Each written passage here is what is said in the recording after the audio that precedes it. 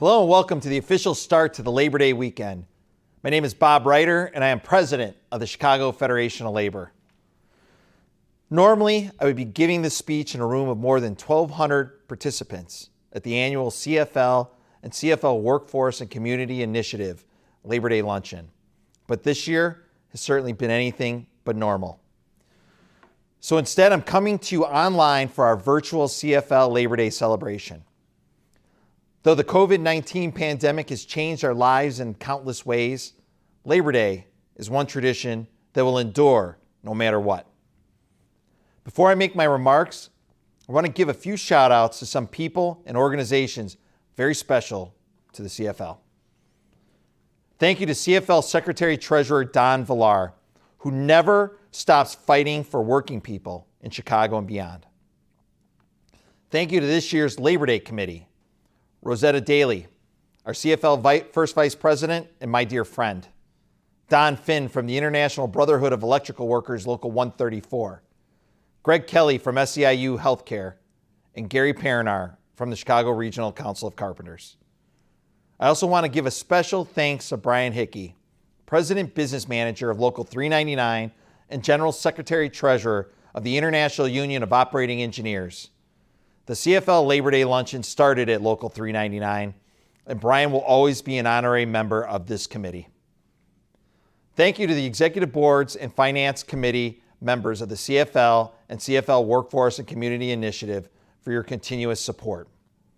Thank you to Tim Dre and to Pat Devaney of the Illinois AFL-CIO and to Ralph Affronti and Mike Masaleo of the Chicago and Cook County Building and Construction Trades Council for your continued partnership and collaboration. Thank you to the staffs of the CFL and the CFL Initiative and our extended staff for your amazing work throughout the year. Thank you to all of the amazing city, county, state, and federal elected officials who have supported working women and men in Chicago and Cook County over the past year, including Governor Pritzker, Mayor Lightfoot, President Preckwinkle, Speaker Madigan, President Harmon, Senator Durbin, and Senator Duckworth. And finally, thank you to our sponsors at all levels for making this event such a success. I want to especially recognize our Fitzpatrick Circle sponsor, Chicago Regional Council of Carpenters, and our Solidarity Circle sponsors, including IUOE Local 150, Bricklayers Administrative District Council 1, Chicago and Cook County Building and Construction Trades Council, Chicago Laborers District Council, IBEW Local 134, Painters District Council 14, SEIU Illinois State Council, Teamsters Local 731, Blue Cross Blue Shield of Illinois, ComEd, GCM Grosvenor, People's Gas, Ulico, and Governor J.B. Pritzker. I would also like to thank our Haymarket Circle sponsors, including Automobile Mechanics Local 701 and IAM Local 126, Heat and Frost Insulators Local 17, IATSE Locals 2, 750, 110, 476, 829, 769, and 600, IBEW Local 9, Illinois Education Association, IUOE Local 399, Iron Workers International, Plumbers Local 130 UA, Teamsters Joint Council 25, UFCW Local 1546, and the Hunt Insurance Agency. Thank you to our Pullman Circle sponsors.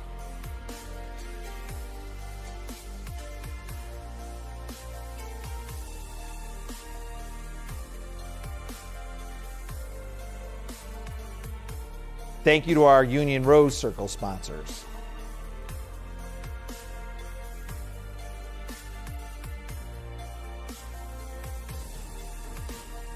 And thank you to our Gompers Park Circle sponsors.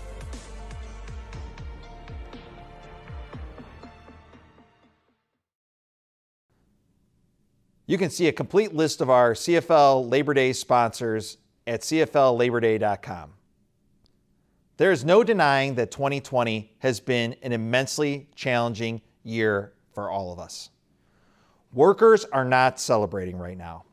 Workers are doing whatever they can to live their lives during an unimaginable public health and economic catastrophe that has also exposed our need to recommit to social and economic justice. These days, it can feel like our world is dominated by the latest outrageous tweet, and many of us can get triggered and lose focus of the issues that truly matter in our state and our country. But in times of crisis, union women and men rise to the occasion, keeping our city and our country moving no matter what. Throughout 2020, we have heard amazing stories of union members stepping in to help under tremendous stress, putting their own health and safety on the line to help others. I think about people like Maria Lopez. Maria was a nurse in robotic surgery at the University of Illinois Hospital and a proud member of the Illinois Nurses Association.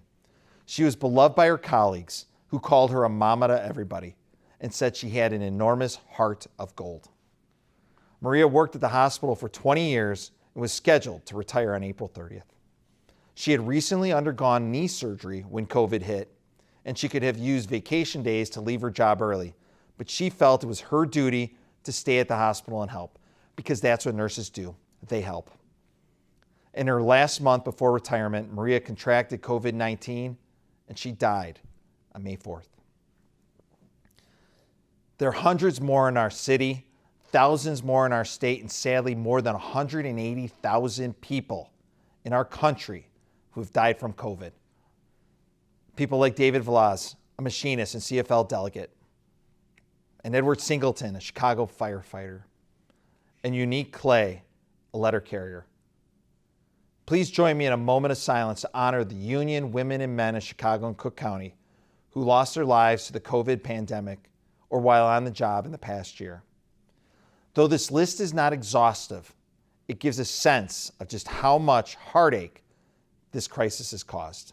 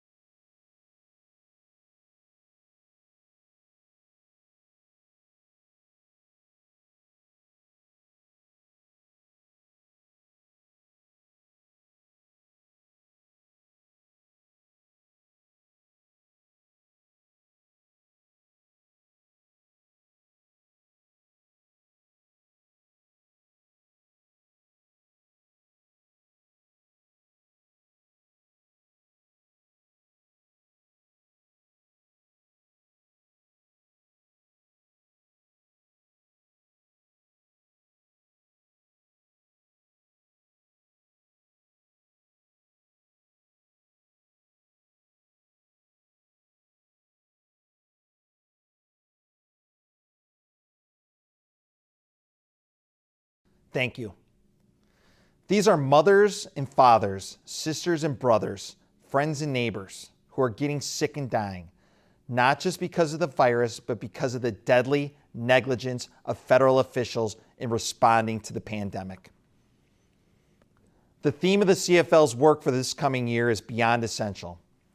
We've long known that the workers who keep our city, county, and state moving aren't just essential workers, they are the backbone of our communities.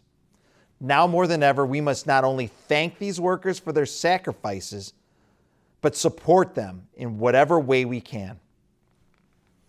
Let's take a look at a few more stories of the heroes of the pandemic who are beyond essential to our city, our state, and our country. Saturday, March 7th. I had no idea it was going to be my last day of work. It was actually March 16th. That was the day I was a member that got the COVID virus. The University of Illinois decided to call an external disaster on March 16th. April 13th, 2020. The day I actually was one of the members that came up sick. COVID-19, it is a respiratory pandemic. It's a very aggressive virus. It is rapidly spreading, something that's unprecedented that hasn't been seen in the world before. Not being prepared cost lives, and one of which was my friend Joyce. She was only 53 years old. The virus was all over. I mean, it didn't have any boundaries whatsoever. It was from Cairo to Antioch, from Danville to Quincy. It's the middle class people and the kind of poor people that's going to suffer the most. On March 13th, the director of banquets called and he said, your events are canceled for the rest of March and April. You should file for your unemployment. I had to process everything that was happening pretty fast. We have seen the literal shutdown of entire industries, people losing their income, having their health care threatened, while also dealing with the anxiety and the real threat of getting a very severe and debilitating illness, which could even result in death. Initially, we didn't know it was airborne, and there was one unit where all their staff became exposed, all but 3. So that is a reflection of how much we didn't know and how much we were not prepared. I work at Howard Street, so the first couple of days was very hectic. We are in very close proximity to each other throughout the day. If one person tested positive, then all of us were basically susceptible to that. After that number got sick, it was a domino effect. They shut the whole plant down for almost 2 weeks. They cleaned, disinfect. Joyce started having symptoms early April, and she got tested April 14th, and she was dead by the 23rd. And it just happened so fast. Joyce is such a giving person. Her locker was always open for anyone who needed anything, whether it be a pen or a stethoscope. We're gonna keep that to honor her, and we're all going to just fill it with things that she used to, because it makes us feel like she's still with us. Out of my particular station, we've had about 100 people test positive for COVID. We've also had a few that have passed on. 3 months into this pandemic, we have about 250 members out of 5,000 that tested positive for COVID, and we had 2 members die. I know for nurses, there were over 100 infected. Early on, when we didn't know so much about it, we would have had more deaths if we didn't have a union, undoubtedly. It was around 100, 125 or more that also gotten sick. We lost one of the workers along with the USDA government inspector. That was a hard one, somebody you see every morning, talk to every day, to have this little issue come up and take them out like they did. Prior to COVID-19, we had 15,000 Unite Here members working. Right now, we have 12,000 members laid off. I know for a fact I was the first member of the fire department to get it. So once I got it, I know the department realized this is a real big deal. And then members started taking it seriously as far as like their disinfecting and their social distancing and wearing their mask. It's impossible to have safe social distancing when you're dealing with the public in confined spaces such as buses and trains. It took CTA a while to say, okay, well, guess what? We're going to limit the amount of people that we allow on the bus. But guess what? They didn't even do that on the trains. All workers are essential. But in the case of the pandemic, we had people who kept the lights on at generating power stations. We had people working grocery stores, people working in nursing homes when 25 patients had the COVID-19 virus, but they still went in.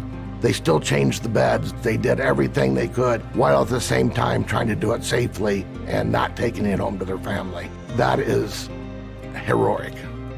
Our first responders, like nurses, doctors, and firefighters, are essential workers. Those who work in the building trades, who are not only building housing infrastructure, but also help build medical infrastructure.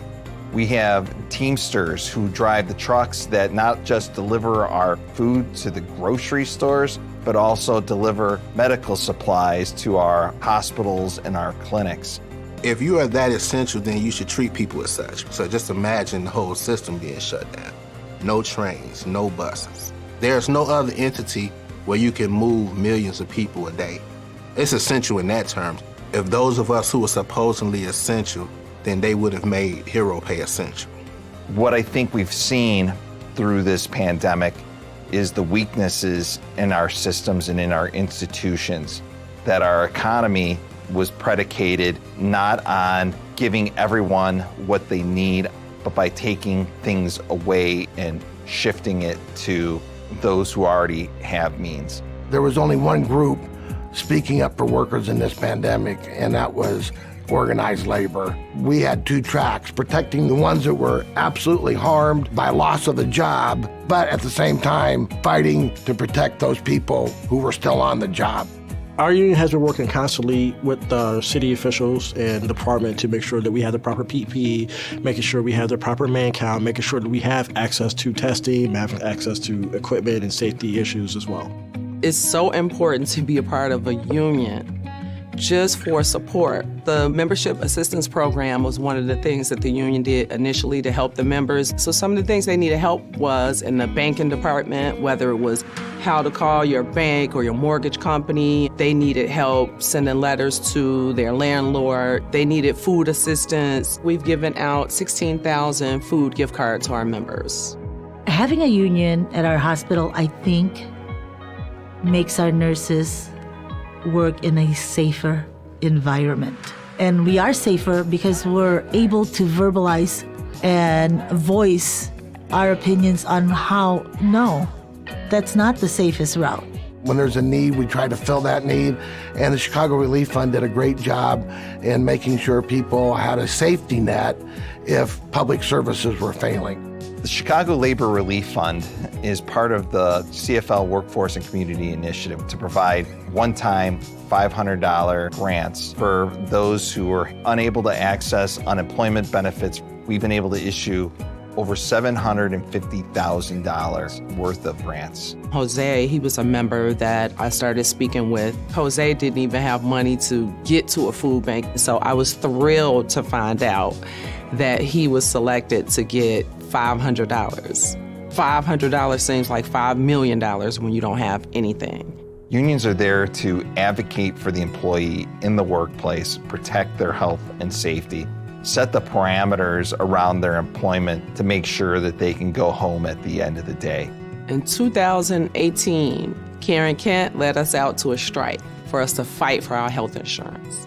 I'm so grateful for that moment, because had we not gone on strike, it would not preserve me the right to be at home right now with health insurance or job security. It almost wants to bring me to tears, because who knew then that this was gonna happen?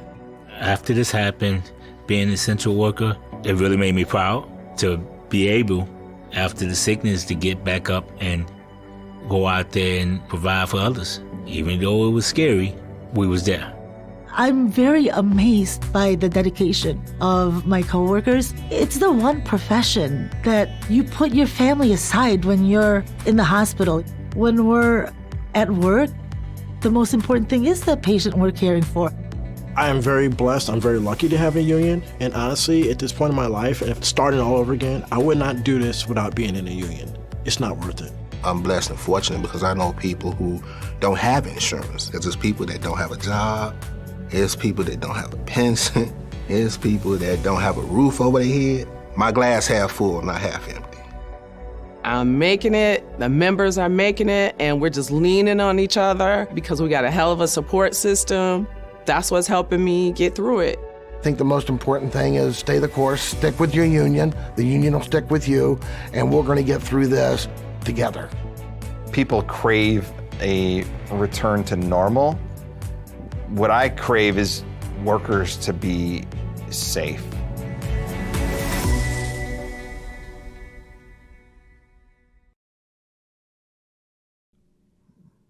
It is truly inspiring to hear the stories of proud union members serving their communities under the most difficult of circumstances. In times of crisis, we as a country have two choices. We can come together to collectively solve our problems, or we can push each other away and fend for ourselves as individuals. The labor movement knows that the only way forward is for us to come together. We must come together to stop the attacks on working people As Trump's Labor Department and NLRB undercut the rights of unions, the so-called gig economy is misclassifying employees as independent contractors, destroying basic protections for workers. We must pass the PRO Act and the HEROES Act and shift the power away from corporations and back to the working class. We must come together to reverse the obscene economic inequality that has arisen in our country. That means reversing the Trump tax giveaways to big corporations and the wealthiest, and it also means passing the Fair Tax Amendment right here in Illinois. Our tax system is deeply unfair, and this November, we have a chance to start to set things right. And we must come together to finally address the legacy of systemic racism that still pervades our movement, our city, our state, and our country. We cannot retreat into our fears. We must address the issue head on, and we must elevate and center Black and brown voices. And as we come together, I urge you to keep the people who are beyond essential in your heart. People like Maria and David and Edward and Unique and the many more who have sacrificed their lives and their livelihoods during this pandemic. Union members who put their duty before themselves. Because that is what the labor movement is about. That is what the city is about. And that is what this country is about. 2021 is the 125th anniversary of the CFL's founding in 1896, and we can't wait to celebrate. So as you enjoy your Labor Day weekend and you look back on this past year and all the challenges that we've had, I want you to look forward to the next year as we start to overcome everything that we've endured during 2020. And keep September 1st, 2021 marked free on your calendar, because hopefully next year we'll be able to do this in person. Thank you.